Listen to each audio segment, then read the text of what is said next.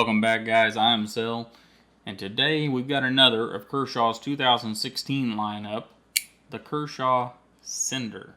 It's a really small Rick Hinderer design, and we'll talk about it here in a minute, but for now, why don't you come on in here a little closer and we'll get a look at it. Alright, let's take a look around the Kershaw Cinder Model 1025. It's a very, very small little knife with a length of only 2 5/8 inches when closed, or 66.7 millimeters. And we have glass-filled nylon handles and standard Kershaw fare, Torx hardware, and we do have a bottle opener and a big lanyard hole on this side, so you can definitely get 550 through that one. And as we roll around to the back, it is open, although the heel of the blade takes up almost all of it, so it's not really all that open. Do have a little bit of jimping here on our liners. Not that it really does much, but hey, they made a few extra cuts. We'll roll around the back. The back side has a much larger piece of glass-filled nylon, and I'll show you why.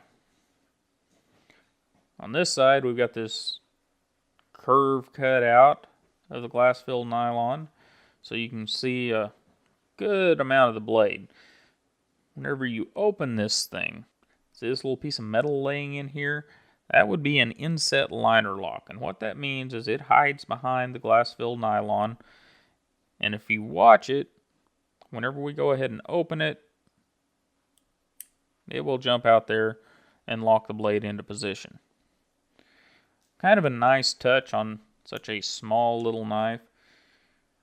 So let's go through the numbers here. We've got a length of 2 5/8, like we already talked about, or 66.7 millimeters, a thickness of 0.36 or 9.1 millimeters, and a total height of 0.96 or 24.5 millimeters.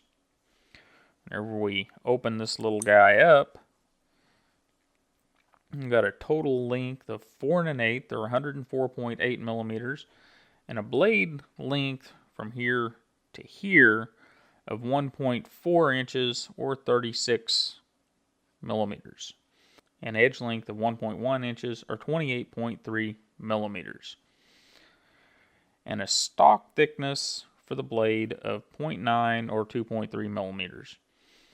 And a weight of 27 grams or 0.95 ounces. So all in all, it is small all the way around. Our blade design is a pretty good utility blade design. It's more or less a sheep's foot. We have a very, very slight swedge right here as it curves to turn down. And the sheep's foot itself is not completely flat. It has a little bit of belly to it. Should make for just an absolutely awesome utility blade, especially in such a small package. But Kershaw shot us in the foot. They put 3 CR13 MOV in this blade. Anyhow, operation of the knife. He's got that little thumb stud there. Right-handed operation. Obviously works just fine. Put your finger in here, press lock down. Closes good. Left-handed, you got to do some finger acrobatics to make it work left-handed. So it's definitely not an ambidextrous knife. But that's okay. Right-handed, it does work just fine. In fact, works pretty smoothly for a knife that's running at $10 or less right now. And, it does look pretty cool. I do wish they'd given us some better steel, but, we are at that under $10 point, and we do have Kershaw and Kershaw's warranty behind it, so I guess we can give them a little bit of concession there. Alright, guys, so my opinion of Kershaw's Cinder. First thing, don't do what I did.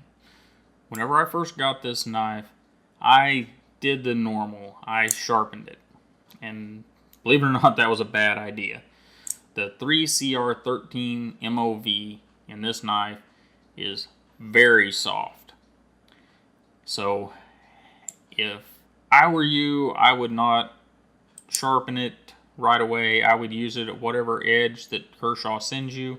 And if I need to resharpen it, I would duplicate that angle. What I ran into is I tried to sharpen it at a fairly steep angle, and it won't take it. This steel is so soft that it'll roll over almost immediately. Now, I've said it's soft, and it is, and it's not high quality steel, but we're talking about a $9 knife. And what I discovered was, if you forget about wanting to keep it razor sharp, and you use this like the utility blade that it was meant to be used for, that it works okay. It's definitely not a stellar performer, but it does work okay. And it has one redeeming feature for the steel. That strop I made that's got the 4-micron diamond emulsion on it, you can pretty much sharpen this on that strop in just a few strokes. And that's being fairly literal. You do not need to go down to 100 or 300 grit stones or anything. If you've got a strop that's got some fairly rough compound on it, you're in pretty good shape. A few strokes and you'll be good. So, you know, I would love to tell you that this is a great knife, but, you know, we started this series of knife reviews a few months ago talking about a $12 bottle opener and whether it was cool or not. I'll link that video up there underneath the eye. But basically, this one isn't near the knife of that other one. However, will it open a bottle? Because, you know, really, it could be the coolest $9 bottle opener ever. I mean, you get a bottle opener, a Rick Hinderer design, and a little knife blade. So it could be a really darn cool bottle opener if it works. So we have some Rod's Cream Ale from Public House Brewing Company in St. James, Missouri. Interesting. It's got a little piece of vinyl with a needle sitting on top of it there on the front. But let's try this. See if it works. It did. Great. Kershaw has learned.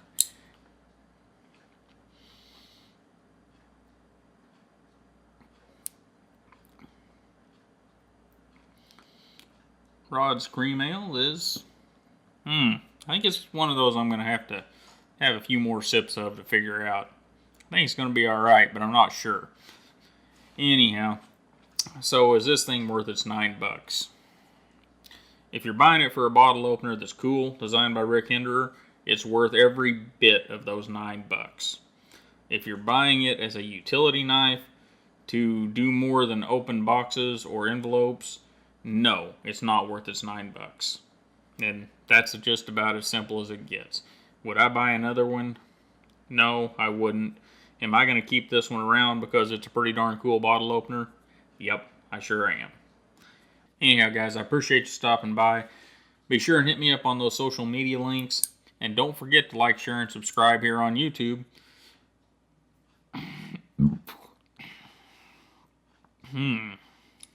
Rod's Cream Ale works pretty quick. Anyhow, have a great day, and I'll see you next time.